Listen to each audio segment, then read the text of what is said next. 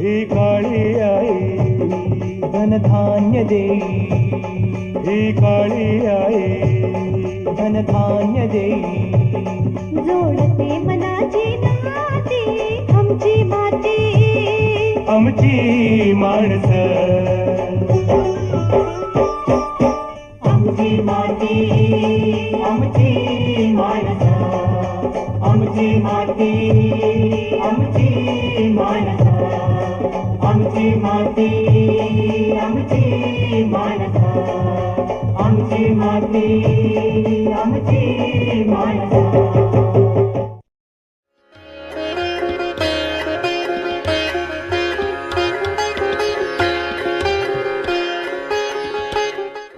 Madam नमस्कार. आमची माती आमची माणसं कार्यक्रमामध्ये आपलं खूप खूप स्वागत.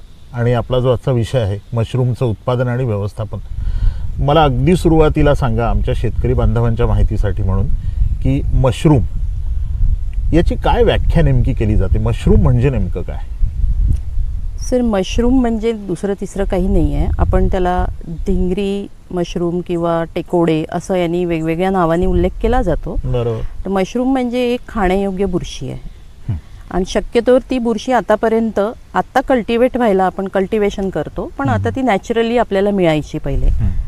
आणि त्याचा वापर कुठलं खाण्यायोग्य असेल तर त्याचा वापर ते आपल्या आहारात करतात.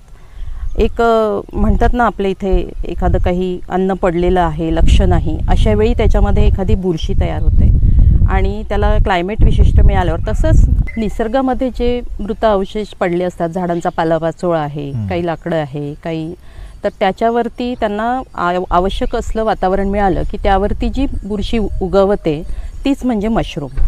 बरं, या मशरूमचे पण काही वेगवेगळे प्रकार असतात का, आणि असतील तर ते कुठले प्रकार आहेत? हो, निश्चितच.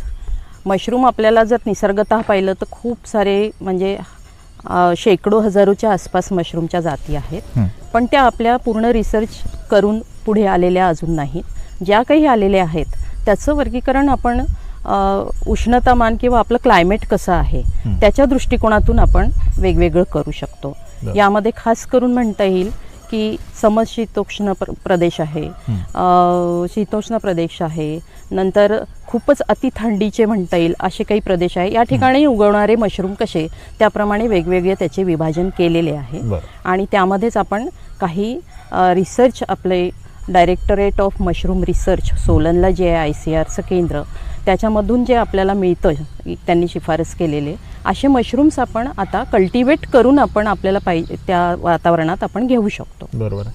तुम्ही जसं म्हणालात की वेगवेगळ्या प्रदेशामध्ये म्हणजे थंड असेल, उष्ण असेल, तर आपल्या विदर्भातलं जे तापमान आहे, तर या विदर्भाच्या तापमानामध्ये कुठल्या प्रकारच्या मशरूमचं उत्पादन नेमकं घेतलं जातं? आता आपला विदर्भ म्हटलं की यामध्ये टेम्परेचर आपण बघितलं तर हिवाळ्यामध्ये थंड राहतं, म्हणजे जवळपास 22 डिग्रीच्या याच्यातनं रात्रीला आणि 30 डिग्रीपर्यंत वगैरे. तर अशा याच्यामध्ये आपल्याकडे खास करून जे ऑयस्टर मशरूम आहे, शिंपला मशरूम ज्याला म्हणतो आपण, धिंगरी मशरूम म्हणतो, ते आपण इथे कल्टिवेट करू शकतो. ज्याला आपल्याला गरज आहे 20 ते 30 डिग्री तापमानाची, आणि हे सलग तापमान 1.5 महिना आपल्या इथे राहिलं पाहिजे. त्यावेळी आपल्याला हे मशरूम त्या ठिकाणी कल्टिवेट करता येईल. त्यासोबतच विदर्भामध्ये आपल्याकडे भंडारा, गडचिरोली या ठिकाणी भाताचं उत्पादन म्हणजे तांदळाचं आपण घेतो, त्या ठिकाणी पॅडी स्ट्रॉ मशरूम सुद्धा आपण घेऊ शकतो. सोबतच काही आता याच्यामध्ये बटन मशरूम सुद्धा आपल्या इथे जे कंट्रोल्डमध्ये घेते. वास्तविक पाहता विदर्भातलं तापमान तसं नाही आहे बटनच्या याच्यासाठी, पण कंट्रोल कंडिशनमध्ये त्या बटनचं पण आपण इथे उत्पादन घेतो. आता ऑयस्टर मशरूममध्ये सुद्धा वेगवेगळ्या हे स्पेसिस आहे, त्याला म्हणता येईल आपल्याला, जसं की प्ल्युरेटस साजर काजू हे मशरूम आपण इथे घेतो आणि खूप आवडीचं मशरूम आहे लोकांसाठी ते, म्हणजे हे खास विदर्भामध्ये. आणि हे याच याच्यातलं आहे. धिंगरी म्हणजे आपण जे शिंपला मशरूम म्हणतो त्यामधलीच एक हे आहे. दुसरं फ्लोरिडा म्हणून एक आहे, प्ल्युरेटस स्पेसिस मधलं. त्यानंतर एक अजून आपण मिल्की मशरूम सुद्धा या ठिकाणी आपण काही लोक घेऊ शकतात, पण सगळ्यात जास्त प्रचलित जर कुठलं असेल तर ते आपलं साजर काजू हे मशरूम ऑयस्टर मधलं प्ल्युरोटस स्पेसिस मधलं हे प्रचलित आहे. मॅडम, मला खरं तर असं विचारायचं होतं की समजा मला लागवड करायची आहे मशरूमची, तर मग मशरूमच्या लागवडीसाठी मला काय नेमकी तयारी करावी लागेल? तसं पाहिलं तर सर मशरूम हे जे आहे ऑयस्टर, शिंपला, धिंगरी मशरूम जे आपण म्हणतो, हे अगदी कमी खर्चिक याचं तंत्रज्ञान आहे. विद्यापीठाने आपल्याला रेकमेंड करूनच दिलेलं आहे की याला अगदी कमी खर्चामध्ये आपण घेऊ शकतो. आता याकरता आपल्याला एक जागा हवी आहे आणि खास करून सांगायचं म्हणजे हे विना माती शेती आहे. अच्छा. याला मातीची गरज नाही. तर यासाठी आपल्याला पाहिजे एक छोटीशी जागा किंवा एखादी अडगळीची खोली असेल किंवा आपण त्याचा वापर करत नाही तिचा पण तुम्ही मशरूमच्या उत्पादनासाठी वापर करू शकता. किंवा अंगण असेल तर अंगणामध्ये छोटंसं बांबूचं एक शेड करून त्याच्यामध्ये घेतोय तर ते सुद्धा करता येईल. फक्त आपल्याला इथे लक्ष द्यायचं आहे की याचं वातावरण आपल्याला पाहिजे ते असलं पाहिजे, जे की सप्टेंबरपासून, आता क्लायमेट चेंजमुळे थोडासा महिना पुढे जातो. उन्हाळ्यामध्ये कमी करायचं तर ते थोडंसं अजून वाढवू शकतो आपण. तर खास करून 20 ते 30 डिग्री टेम्परेचर हे कंटिन्युअस 1-1.5 महिना किंवा कंटिन्युअस राहील. आणि ह्युमिडिटी हवेतली जी आहे, हवेतली आर्द्रता ही 80 ते 85 डिग्री राहील. असं वातावरण जेव्हा राहील तो एक आपल्याला आवश्यक घटक आहे. आणि सोबत असं करता येईल. आता जर गरज पडली तर याला आपल्याला, आणि शेड असं की मातीचं जे घर आहे, आपले जुने मावदाचे घर होते किंवा मातीची झोपडी आहे ज्याला सारवतो आपण आणि मातीचं वर थॅच्ड हे घेतलेलं आहे, असे जे थंड राहतील हे घरं याच्यासाठी खूप चांगले आहे. आणि मोठी रूम असेल तर त्यामध्ये 2 आपण पार्टिशन करू शकतो. नसेल तर मग 2 सेपरेट रूम घेऊ शकतो किंवा एका रूम मध्ये पण तुम्ही करू शकता. तुम्ही आता मॅडम शेडच्या उभारणीबद्दल बोललात, तर आणखी या व्यतिरिक्त, शेडच्या व्यतिरिक्त काय तयारी नेमकी लागते लागवडी करता? हां सर, शेड आपल्याकडे असल्यावरती याला जो बेस आहे, मेन म्हणजे आपण म्हटलं ना माती विना, मग माती नाही तर मग आपण याचं बियाणं कुठे पेरायचं? तर त्याकरता आपल्याला लागतं इथे कुटार. आपल्याकडे सोयाबीन सर्व शेतकऱ्यांकडे आपल्या इथे मुबलक प्रमाणात, आणि त्याचं वेस्ट म्हणजे कुटार जे आहे सोयाबीन उत्पादनानंतर त्याचा वापर सहसा जास्त प्रमाणात नाही आहे. एक तर फेकल्या जातं किंवा जाळलं जातं त्याच्यामध्ये, आणि फार्म रेसिड्यू म्हटलेला आहे त्याला, आणि त्याचाच यूज आपण इथे एक पौष्टिक अन्न तयार करण्यासाठी करतोय. तर हे लागतं. आणि दुसरं एक गव्हांड म्हणजे गव्हाचं कुटार जे आहे ते पण याला चालतं. हे प्रूव्हन करून दिलेलं आहे आपल्याला युनिव्हर्सिटीजनी की ह्या 2 याच्यावरती आपण कमर्शियल उत्पादन घेतलं तर आपल्याला यील्ड चांगलं मिळेल. सोबतच काही युटेन्सिल्स लागतात, जशी काही भांडी लागतात, रॅक लागतात, किंवा बांबूची एक उभं करून घेतलं तुम्ही हँगिंग टाईप बॅग हँग करायसाठी, तसं एक स्ट्रक्चर लागतं. सोबत पाण्याची थोडीफार व्यवस्था पाण्याची लागते. स्प्रिंकलर म्हटल्यापेक्षा आपण एक फॉगर टाईप त्याच्यामध्ये थोडीशी व्यवस्था केली तर अजून सोयीचं होतं. नाही तर स्प्रेनी पण तुम्ही पाणी देऊ शकता. आणि थर्मोमीटर रूममध्ये ठेवायला, रूम टेम्परेचरचं, ते पण स्वस्त असतं. तर त्याच्यावर आपली नजर असावी म्हणून, कारण अगदी खूपच काय म्हणता येईल, वातावरणामध्ये बदल झाला की याच्यामध्ये बदल व्हायला सुरुवात होतात. म्हणून ह्या सगळ्या गोष्टी, आणि खास करून उत्पादनाची टेक्नॉलॉजी आवश्यक आहे. कारण यूट्यूब आणि बाकी याच्यावरून आपण बघतो आता त्या ठिकाणी कसे आहे की फॉरेनमधलं असेल तर तिथलं वातावरण वेगळं आहे, ते त्याच्याबद्दल सांगणारे टेम्परेचर्स आणि बाकी सगळं सांगतात ते लागू पडणार नाही. म्हणून पुष्कळशी लोक याच्यामध्ये ते पाहून येतात. आणि पण इथे एक सांगावंसं वाटतं की स्वतः अनुभव केल्याशिवाय ह्या याच्यामध्ये पुढे जाता येत नाही. त्यामुळे ट्रेनिंग किंवा टेक्नॉलॉजी आपल्या स्थानिक लेव्हलवर घेणं आवश्यक आहे. ही जिथे ज्या ठिकाणी आपलं मशरूमचं उत्पादन होतं त्या ठिकाणी निर्जंतुकीकरण असा काही भाग असतो का, आणि तो जर असेल तर मग त्याच्याकरता काय करायला लागतं? हो, हा खूप महत्त्वाचा घटक यामध्ये आहे. ही बाब आपल्याला इतकी व्यवस्थित आम्हाला सांगावी लागते सगळ्यांना ट्रेनिंग करताना, कारण जर काही आपल्याला याच्यातलं पुढचं बघायचं, इम्पॅक्ट बघायचं असेल, यामध्ये जर स्टरलायझेशनमध्ये काही चूक झाली तर तो इम्पॅक्ट आपल्याला पॉझिटिव्ह मिळत नाही. म्हणून आता जे आपण कुटार घेतलेलं आहे या कुटारावर प्रक्रिया करावी लागते. या कुटाराला रात्रभर भिजत घालणे, दुसऱ्या दिवशी स्टरलाइज करणे. स्टरलाइज याच्यासाठी की स्टरलाइज वेगवेगळ्या पद्धतीने केलं जातं. मशरूम, धिंगरी मशरूम, शिंपला मशरूम जे आहे याचं उत्पादन आपण वेगवेगळ्या पद्धतीने घेतो. एक असतं की रासायनिक पद्धतीने, दुसरी आहे स्टरलाइज म्हणजे बॉइलिंग यांनी करून कुटाराला उकळत्या पाण्यामध्ये ठराविक वेळेमध्ये ठेवणे वगैरे, त्याने स्टरलाइज करणे आहे. आणि ह्या सगळ्या, आणि तिसरी म्हणजे कमर्शियल याच्यामध्ये जास्त वापरात येते ती म्हणजे स्टीमनी स्टरलाइज करणे. बॉयलर्स लावून, स्टीम लावून मग मोठ्या प्रमाणात कुटार ते स्टरलाइज केलं जातं. पण स्टरलाइज करायच्या आधी त्याला आपल्याला भिजवावं लागतं. म्हणजे 10 ते 12 तास ते भिजवून त्याचे आणि हे सेल्युलोज कशात भिजवायचं? पाण्यामध्ये, साध्या पाण्यात. म्हणजे केमिकल करत असताना तुम्हाला केमिकल वापरून करावं लागेल, पण बाकी दोन याच्यामध्ये साध्या पाण्यामध्ये लिचिंग किंवा भिजवणे करणे. दुसऱ्या दिवशी त्याला जर स्टरलाइज करायचं आपल्याला घरगुती पद्धतीने, तर मोठ्या गंजामध्ये किंवा ड्रममध्ये त्याला उकळायचं.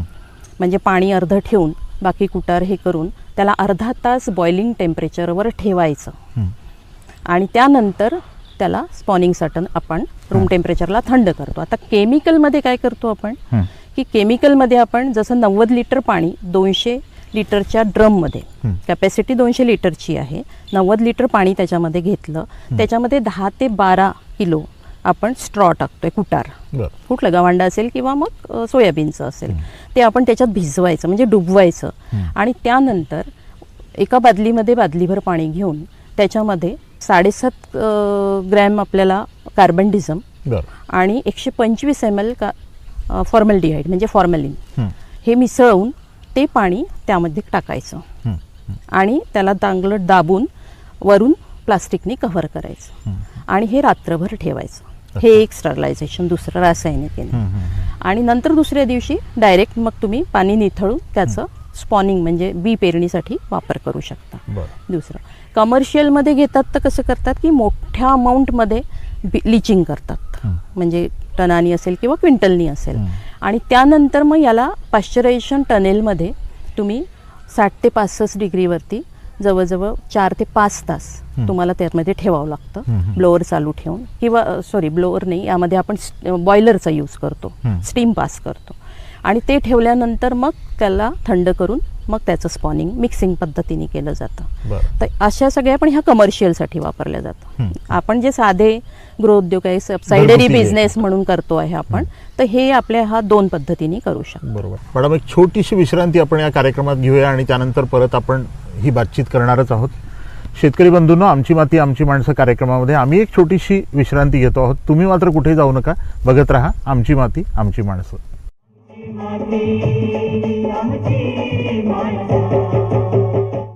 सचिन भाऊ, तुम्हाला तर माहिती आहे ना की आम्ही आमच्या पिकाचं किती रक्षण करतो ते. पण चांगल्या पिकाला पोषणही हवं आणि त्यासाठी मास्टर ब्लास्टरला बोलवायला हवं. पिकाचा मास्टर ब्लास्टर SML. मास्टर पिकाला पोषण देतो आणि ब्लास्टर पिकाचं रक्षण करतो. SML पिकाचा मास्टर ब्लास्टर. म्हणतात ना, आरोग्यम धनसंपदा, म्हणजेच आरोग्य हीच खरी संपत्ती. तेव्हा जाणून घेऊया आपल्या आरोग्याशी निगडित समस्या आणि त्यावरील तज्ञ डॉक्टरांचा सल्ला. पण कुठे? तर आपल्या आवडत्या कार्यक्रमात, ज्याचं नाव आहे आरोग्य संपदा. तर बघायला विसरू नका आरोग्य संपदा, प्रत्येक बुधवार आणि शनिवार दुपारी 12 वाजता. पुन्हा प्रसारण रात्री 11 वाजता, फक्त आपल्या सह्याद्री वाहिनीवर.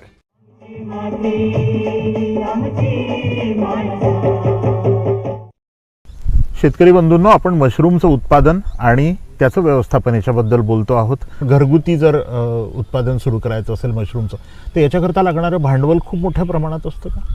नाही, बिलकुलच नाही. कारण पहिलेच अधोरेखित केलेलं आहे की ही कमी खर्चाची शेती आहे. बरोबर. आणि ज्याला मातीची पण गरज नाही आहे. तर त्याच्यामुळे खर्च काहीच नाही, फक्त तुम्हाला बियाणाला जेवढा पैसा द्यावा लागेल तो. कारण शेतकऱ्यांकडे आज कुटार अवेलेबल आहे, त्याचा त्यांनी किंमत काढावी, पण अवेलेबल आहे, तो फेकून देण्यापेक्षा इकडे वापर होतो. टेक्नॉलॉजी कृषी विज्ञान केंद्र द्यायला तयार आहे. तिसरं बियाणं जे आहे ते पण आम्ही इथे तयार करतो, तेही वाजवी दरात त्यांना मिळतं आहे. आणि बाकी गोष्टी आहेत तिथे वेळ आपल्या जो आहे. तुम्ही मशरूमच्या पेरणीबद्दल बोललात, पण याच्यानंतर उत्पादनापर्यंत अशा काय अडचणी येतात नेमक्या, की त्याच्या संदर्भामध्ये पण थोडंसं आम्हाला मार्गदर्शन करा ना.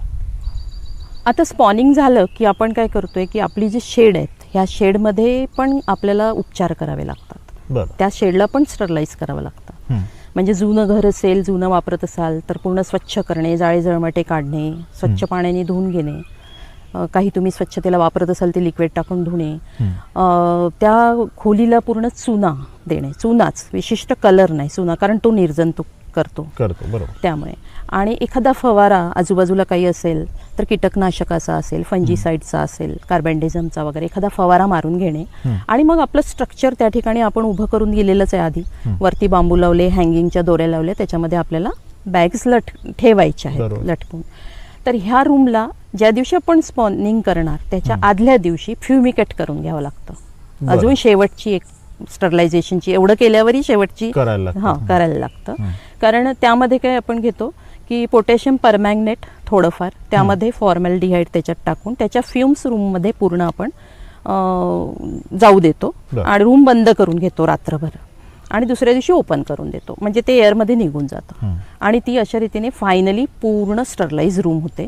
त्या रूममध्ये मग आपण स्पॉनिंग जे केलं, आता स्टरलाइज केलेलं कुटार आहे त्याला आपण निथळून चांगलं रूम टेम्परेचर ठेवलं, त्याला हँडलिंग करताना येणारे वस्तू, आपले हात, ते जिथे टाकताय ती जागा हे आपण स्टरलाइज असाव्यात आणि मग बॅग फिलिंग होते रिंग मेथडने. पूर्ण बॅग केल्यावरती बंद केल्या जाते, बांधल्या जाते आणि त्याला पूर्ण छिद्र केले जातात, जवळजवळ 20-25 होल्स केले जातात एरेशनसाठी. बरं. जर बंद करून ठेवली तर ती पाण्याच्या सानिध्यातली बॅग सडायला सुरुवात होईल, म्हणून एरेशन मस्ट आहे.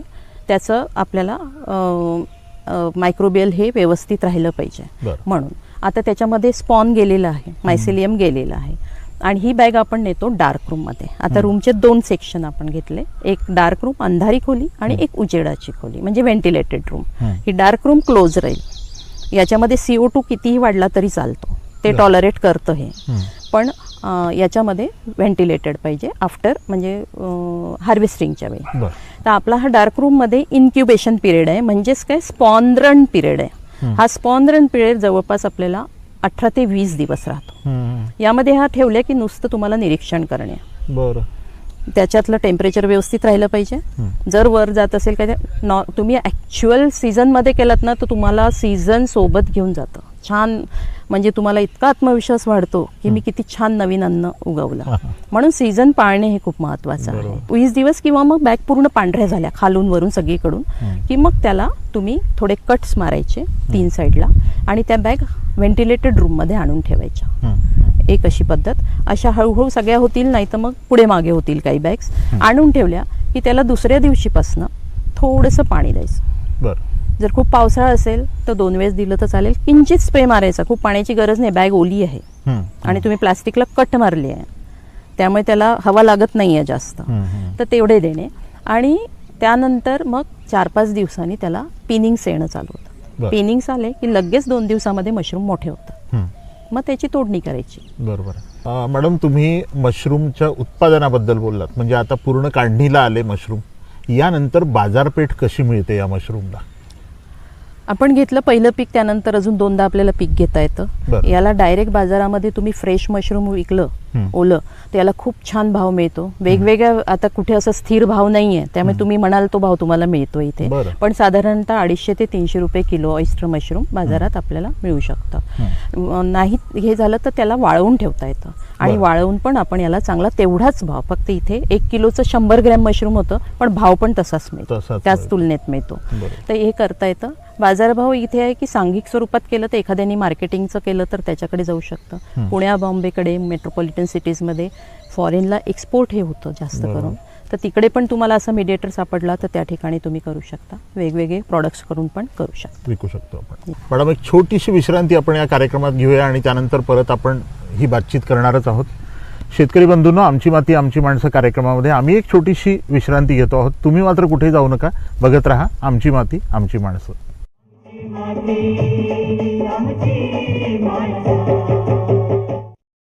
क्रिकेटचा स्ट्रेट ड्राईव्ह सगळ्यांना ठाऊक आहे, पण हा आहे शेताचा स्ट्रेट ड्राईव्ह. SMLचं टेक्नोझी हे शेतातल्या मातीला योग्य पोषण देतं, ज्यामुळे तुमचं पीक प्रत्येक इनिंगला सेंचुरी मारू शकेल. SMLचा टेक्नोझी, पिकाचा मास्टर ब्लास्टर. अनेक दशकांपासून आपण ऐकत आलोत आकाशवाणी, नंतर आली मनोरंजनाची क्रांती, तेव्हा कानाकोपऱ्यात पोहोचलं दूरदर्शन. नाही बदलली कहाणी, नाही झाला शैलीत बदल. ज्या कथा आपण ऐकत आलो त्याच आता ऐकूयात डिजिटल. आता वेव्स OTT ॲप डाउनलोड करा आणि विनामूल्य पहा.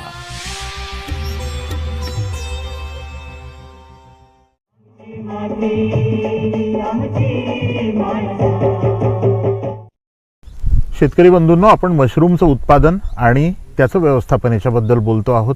अगदी जाता जाता अर्चना मॅडम मला असं सांगा की आपण हे मशरूम उत्पादित केले, यानंतर त्याला बाजारपेठ मिळाली, पण हे मशरूम घराघरात पोहोचल्यानंतर माणसाच्या शरीराला त्याच्या पदार्थांपासून काय होणारे फायदे आहेत आणि काय पोषक घटक मिळतात?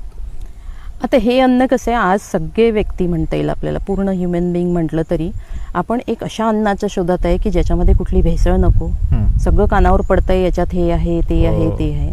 ते हे अगदी चांगलं आणि तेवढंच पौष्टिक आणि कुठलंही अडल्ट्रेशन नसलेलं अन्न आहे, न्यूट्रिटिव्ह. खूप चांगले याच्यामध्ये व्हिटॅमिन सी, आयर्न, कॅल्शियम ह्या गोष्टी चांगल्या आहे. प्रोटीन चांगल्या प्रतीचे प्रथिनं याच्यामध्ये आहे. हे याच्यामध्ये असे काही घटक आहे की ते हार्टसाठी पण आपल्यासाठी चांगले आहे. याच्यामध्ये बघितलं तर स्टार्च फ्री आहे. याच्यामध्ये आपल्याला म्हणता येईल की जे आपल्या याच्यामध्ये डायबिटिक पेशंट असतात त्यांच्यासाठी पण खूप चांगलं आहे. व्हिटॅमिन डी साठी सगळे शोधात आहेत आजकाल. व्हिटॅमिन डीचा सोर्स वाळल्या सुकलेल्या मशरूममध्ये जे आपण वाळवतो त्याच्यामधून खूप चांगला सोर्स आपल्याला घरबसून मिळू शकतो. त्याचसोबत आपल्याला लहान मुलांपासून तर वयोवृद्धांपर्यंत खूप चांगलं आहे. आजकाल वयोवृद्धांमध्ये बद्धकोष्ठतेचा खूप प्रॉब्लेम होतो. त्यामुळे रात्री जर याचं पावडर आपण घेतली आणि हे केलं तर बद्धकोष्ठतेचा त्रास तुमचा कायमचा नाहीसा होतो. नेहमी आवळा पावडर घेतो याप्रमाणे याची पण एक सवय लावावी घ्यायला. आणि हे घेत असताना साईड इफेक्ट्स काहीच नाही आहेत. याच्यामध्ये स्टार्च म्हणजे याच्यामध्ये कर्बोदके जे आपण पाहतो ना, वजन कमी करण्यासाठी लोक आज खूप मागे धावतात की हे करू दे, डाएट करू दे, ते करू दे, जिम करू दे, प्रोटीन पावडर घेऊ दे. प्रोटीन पावडरला हा एक प्रोटीन पावडर चांगला सोर्स आहे, चांगला प्युअर. याच्यासोबत तुम्हाला ज्या गोष्टी शरीराला नाही पाहिजे मेंटेन ठेवायला आवश्यक आहे त्या सगळ्या घटक याच्यामध्ये आहे. आणि वजन वाढायला जे कारणीभूत असतात कार्बोहायड्रेट्स वगैरे हे याच्यात कमी आहे. आणि कोलेस्टेरॉल बिलकुल नाही. म्हणजे जे असे काही घटक आहे की ते कोलेस्टेरॉलला डाऊन करतात. म्हणजे कॅन्सरमध्ये ट्युमर्सची ग्रोथ होते त्याला इनहिबिट करतात, त्याला स्टॉप करतात.